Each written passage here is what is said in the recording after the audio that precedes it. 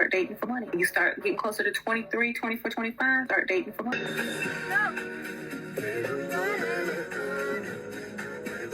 Ladies, if you want to marry a rich man, you must avoid this mistake that everyone is making right now. I'm shocked to see the amount of hypergamy dating coaches on social media today, and even though I understand where they are coming from, there is a fine line between dating out for resources and status and genuinely looking for a long-term stable relationship with a man with value, and that's what we are going to talk today. So ladies, remember to subscribe, grab a drink, and let's talk. The definition of hypergamy basically means that women are dating up or engaging in relationships with men at their level or higher. This is not something new, it's been around for a long time. It's more like a survival instinct because back in the day, women relied entirely on men for survival. If a woman engaged in a relationship with the strongest and most capable man, her chances of survival were incredibly high, plus that she knew that her future offspring, sons, daughters, will inherit the best qualities if she made it with a stronger man.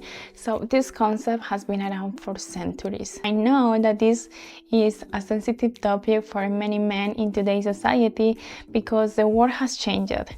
Women are getting better education and as a result sometimes earning more money than men. So the number of men who are now seen as qualified by these women is increasing, and I understand that this might be uncomfortable for some men, but this is the reality. It's the same analogy as men looking for the most beautiful and youngest girl they can find. It's just human nature. But coming back to the topic, thanks to social media, there is an increase in hypergamy, which has led to the rise of a new business, the hypergamy dating coach. Some of them are very popular, like Shera 7, Mariah Nicole, and others. But with all this information out there, if you don't have the right knowledge or don't understand the deeper concept behind this, it can literally ruin your dating life. These coaches definitely understand relationship dynamics and male nature, that's for sure, but I often see that there is a huge misunderstanding around this topic. The point is that this biological instinct doesn't just mean money or status, it also means emotional strength, leadership, and the ability to create a safe and supportive environment for that woman. It's naturally to want a partner who brings something valuable to the table. The issue increases when this instinct is oversimplified or misunderstood. Sometimes when I see those videos in TikTok and I look into the comments, there are a bunch of women commenting about how they have already their provider partner, but they are not attracted to him.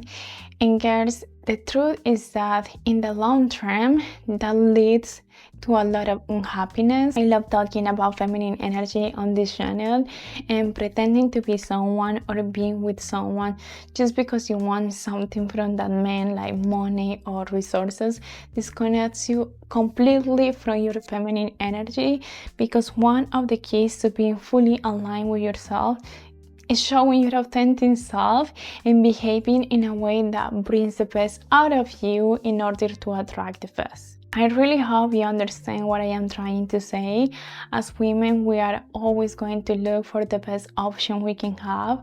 We are wired to seek out that protector and provider man, but we also need emotional security, fulfillment, compatibility, and someone who is emotional intelligence, because when we are with a man who has these qualities, we can truly be our authentic selves and create a healthy dynamic in the relationship, and eventually build a beautiful home with stable children that at the end of the day that should be the goal when entering in a relationship, and that's one of the reasons why women are wired to seek for a provider man. There are many cases where women engage in relationships with men for money or fame or status, and then eventually create a lot of drama within the relationship because the guy might be an narcissistic, manipulative, or even worse, a psychopath.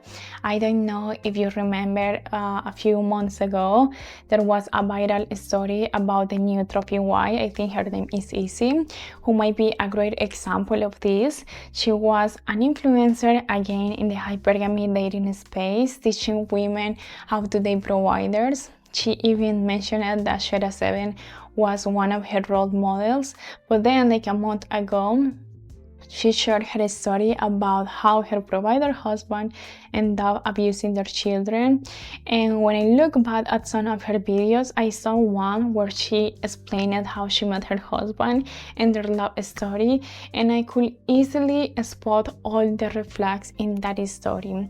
There will never be a clear red flag that warns you that your husband will do something like that to your own children, but there were enough red flags to indicate that something about that guy was not right. And that is what happens when we listen to those online coaches. We get a surface level view of the story and we forget to look for another important traits. Some women may be in relationships with great guys who are young or are still building themselves and don't have a lot of resources yet, but then those women go on social media and start to believe that a man should fly you out, give you a nice car and buy you jewelry if he truly loves you.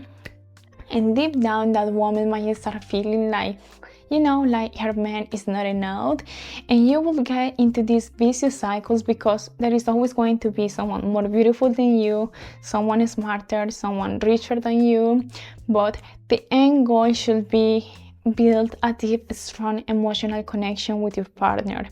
The fault here is not with the dating coaches. The responsibility will always lie with you. You need to learn how to assess a situation properly. Yes, a man's status and resources are very important, and I'm not saying that they are not, because that would be a lie, but look deeper into it. What are his morals and values? What is his mind? What is his vision? Is he someone you can grow up with? Not just financially, but emotionally and spiritually.